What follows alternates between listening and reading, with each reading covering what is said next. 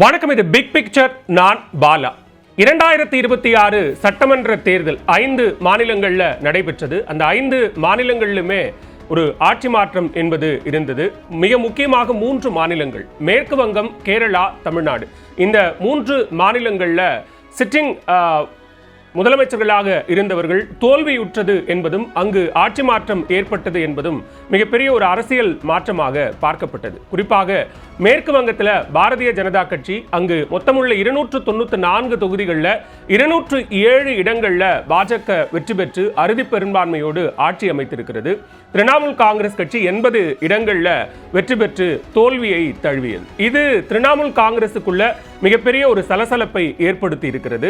அதுக்கு அடுத்ததாக கேரளாவை பார்த்தோம் அப்படின்னா, இடதுசாரி கூட்டணி, அங்க பினராயி விஜயன் 2 முறை முதலமைச்சராக இருந்தார், அவர் தோல்வியை தழுவினார். அதே போன்று தமிழ்நாடு திராவிட முன்னேற்ற கழகம், இங்கும் முதலமைச்சராக இருந்த மு.க. ஸ்டாலின் தோல்வியை தழுவினார். ஆனா இங்க கேரளாவிலேயோ தமிழ்நாட்டிலோ ஏற்படாத ஒரு அரசியல் குழப்பம். தமிழ்நாட்டில் இங்க தோல்வியை தழுவிய இன்னொரு கட்சியான அதிமுகவில் அந்த குழப்பம் ஏற்பட்டிருக்கிறது. ஒரு பிளவு ஏற்பட்டது.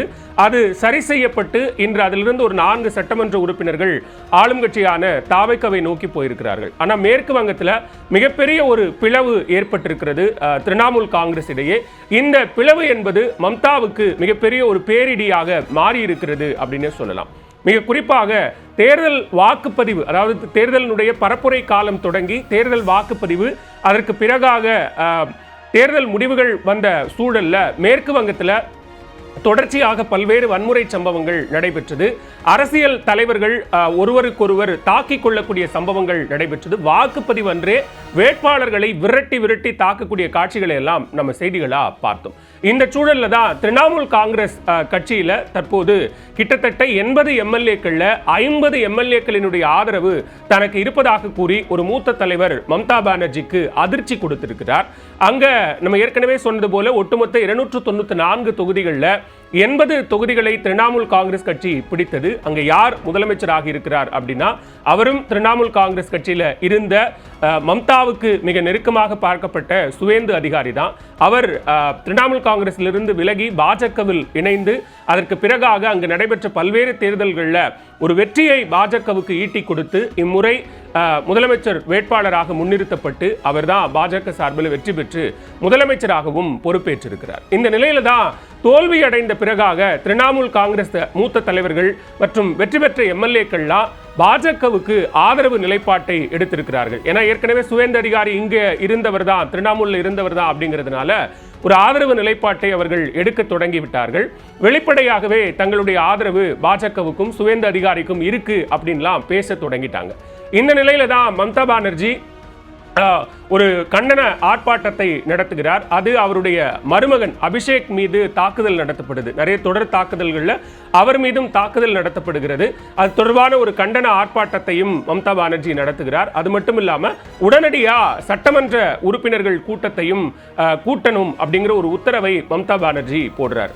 அப்ப இந்த கூட்டம் அழைப்பு விடுக்கப்படுகிறது. அந்த அழைப்பு விடுக்கப்பட்டா 80 சட்டமன்ற உறுப்பினர்கள்ல கிட்டத்தட்ட பாதிக்கும் மேல, அதாவது 50 சட்டமன்ற உறுப்பினர் அளவுக்கு வரல, 20 சட்டமன்ற உறுப்பினர்கள் தான் வருவதா விருப்பம் தெரிவிக்கிறாங்க.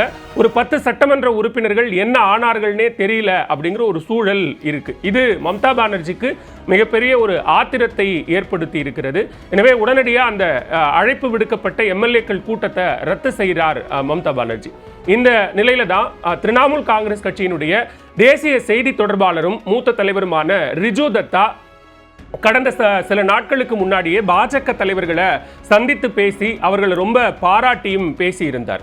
தேர்தலுக்கு பிந்தைய வன்முறையின் போது தன்னுடைய குடும்பத்தை பாஜக தான் காப்பாற்றுச்சு அப்படின்னு சொல்லி ரிஜு தத்தா பாஜகவினுடைய தலைவர்களுக்கும் முதலமைச்சர் சுவேந்து அதிகாரிக்கும் நன்றி தெரிவித்திருந்தார்.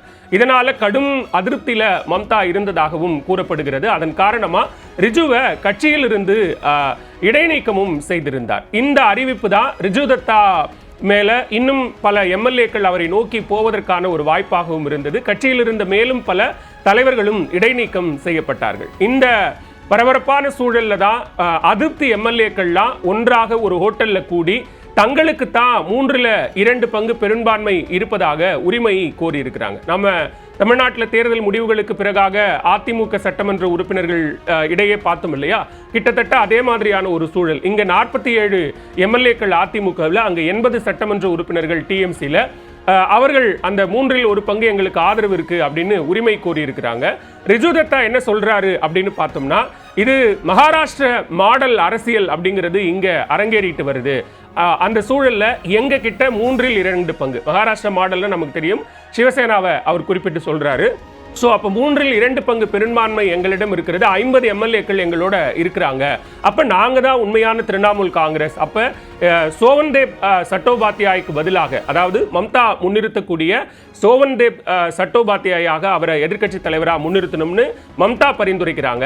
ஆனால் இங்கே ரிஜு தத்தா தரப்பிலிருந்து ரிதப்பிரதா பந்தோபாத்யாய் அப்படிங்கிறவரை எதிர்க்கட்சி தலைவராக இருப்பார். இந்த பக்கம் 50 எம்எல்ஏக்கள் தரப்பிலிருந்து நாங்கள் தான் பெரும்பான்மை எம்எல்ஏக்கள் எங்ககிட்ட தான் இருக்காங்க அப்படின்னு சொல்றாரு. கட்சியினுடைய சின்னத்தையும் நாங்கள் வைத்துக் கொள்வதற்கு அனுமதி கொடுக்கணும் அப்படின்னு ரிஜு தத்தா கேட்கிறார்.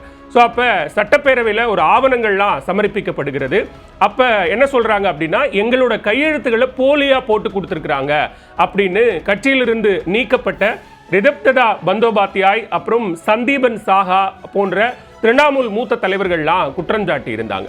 இந்த கையெழுத்து மோசடி தொடர்பாக தற்போது அங்க வெஸ்ட் பெங்கால்ல சிஐடி விசாரணையும் நடைபெற்று வருகிறது. அது மட்டும் இல்லாம அங்க சட்டப்பேரவை தேர்தலில் திரிணாமுல் காங்கிரஸ் கட்சி 80 இடங்கள்ல மட்டும்தான் வெற்றி பெற்றிருந்த நிலையில இப்போ ஒரு 50 எம்எல்ஏக்கள் கிட்டத்தட்ட சரிபாதிக்கும் மேலாக அங்க போர்க்கொடி தூக்கி இருக்கிறதுனால கட்சி தற்போது 2ஆக உடையும் நிலை ஏற்பட்டிருக்கிறது. அது மட்டும் இல்லாம கட்சியோட சின்னமும் மம்தா பானர்ஜியினுடைய கையை விட்டு போகக்கூடிய ஒரு சூழல் உருவாகி இருக்கிறது. மம்தா பானர்ஜியை பொறுத்தவரைக்கும் ரொம்ப கடுமையாகவே அவங்க தேர்தலை எதிர்கொண்டாங்க அப்படின்னு சொல்லலாம். குறிப்பா மேற்கு வங்கத்தில் சிறப்பு வாக்காளர் தீவிர திருத்தம் எஸ்ஐஆர் மேற்கொள்ளப்பட்டதிலிருந்தே கடுமையான விமர்சனங்களை மம்தா பாஜக மேல முன் வச்சுட்டு இருந்தாங்க.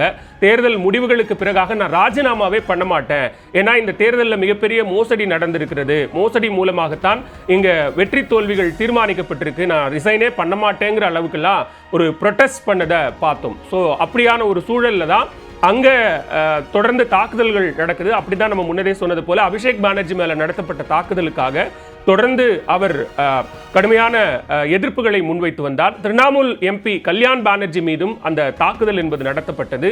தேர்தலில் நிறைய முறைகேடுகள் நடந்தது, எங்க தலைவர்கள் மேல தாக்குதல் நடத்துறாங்கன்னு சொல்லி தான் கொல்கத்தாவில் அப்படியான ஒரு தர்ணா போராட்டத்தை மேற்கொண்டார் மம்தா பானர்ஜி. அது மட்டும் இல்லாம கிட்டத்தட்ட ஒரு 177 தொகுதிகளில் பாஜக முறைகேடு செய்துதான் வெற்றி பெற்றிருக்கிறது அப்படிங்கிற கடுமையான விமர்சனங்களையும் இந்த போராட்டத்தின் போது முன்வைத்திருந்தார். அது மட்டும் இல்லாம 13,000 வாக்குகள் வித்தியாசத்துல தான் முன்னிலையில் இருந்தேன், ஆனா முறைகேடுகள் காரணமாகத்தான் நான் தோல்வியை சந்திச்சேன் அப்படின்னு சொல்லியிருக்கிறாங்க. அது மட்டும் இல்லாம சமீப காலமா என்னுடைய கட்சி தலைவர்களே எனக்கு துரோகிகளா மாறிக்கிட்டு வராங்க, எனக்கு எதிராகவும் திரிணாமுல் காங்கிரஸ் கட்சிக்கு எதிராகவும் நிறைய சதி வேலைகளை செஞ்சுட்டு வராங்க. இந்த சூழல்ல தான் கட்சி நிர்வாகிகள் தொண்டர்களுக்கெல்லாம் நான் ஒண்ணு சொல்றேன், திரிணாமுல் கட்சியை கட்டி காக்கணும் அப்படின்னா செய் அல்லது செத்து மடி என்கிற வகையில நாம செயல்படணும் அப்படின்னு மம்தா சொல்றாங்க. பாஜகவுக்கு எதிரான ஒரு இந்தியா கூட்டணி கட்சிகள்லாம் டெல்லியில ஒன்று கூடி ஆலோசனை நடத்திருக்கு, இதுல பல முக்கிய முடிவுகள் எடுக்கப்படும் அப்படின்னு மம்தா சொல்லியிருக்கிறாங்க. ஸோ இப்போ தேர்தல் முடிவுகளுக்கு பிறகாக பல தலைவர்கள் திரிணாமுல் காங்கிரஸிலிருந்து பாஜகவை நோக்கி நகரக்கூடிய நிலையில் இந்த மம்தாவினுடைய இந்த பேச்சு என்பது மிக முக்கியத்துவம் வாய்ந்த ஒன்றாக பார்க்கப்படுகிறது. நம்ம ஏற்கனவே சொன்னது போல கடந்த 10 ஆண்டுகளில் நம்ம எடுத்துக்கிட்டோம் அப்படின்னா அது மகாராஷ்டிராவில் சிவசேனா கட்சி, அதே போல் என்சிபியில் ஏற்பட்ட பிளவு, அது மாதிரி தமிழ்நாட்டில் அதிமுகவில் ஏற்பட்ட பிளவு, அதே போல் ஜம்மு காஷ்மீரில் பிடிபியில் ஏற்பட்ட பிளவு அப்படின்னு நிறைய சொல்லலாம்.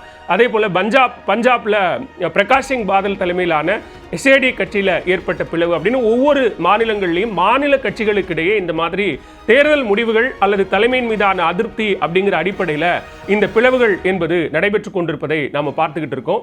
இங்க 47 சட்டமன்ற உறுப்பினர்கள்ல 25 சட்டமன்ற உறுப்பினர்கள் தாவேக்காவுக்கு ஆதரவாக வாக்களித்தாங்க. அதுல 4 பேர் அந்த பக்கம் போயிட்டாங்க. 2 சட்டமன்ற உறுப்பினர்களினுடைய முடிவு என்ன அப்படின்னு நமக்கு தெரியல. சி.வி. சண்முகம், சி. விஜயபாஸ்கர் அவர்களுடைய முடிவு தெரியல. மாறா இந்த பக்கம் மற்ற சட்டமன்ற உறுப்பினர்கள்லாம் திரு எடப்பாடி பழனிசாமி பக்கமே வந்துட்டாங்க. ஸோ அப்போ மகாராஷ்டிரா மாடல் அப்படின்னு ரிஜுதத்தா குறிப்பிடுவது 2022 சிவசேனா கட்சி 2 பிரிவுகளா உடைஞ்சது.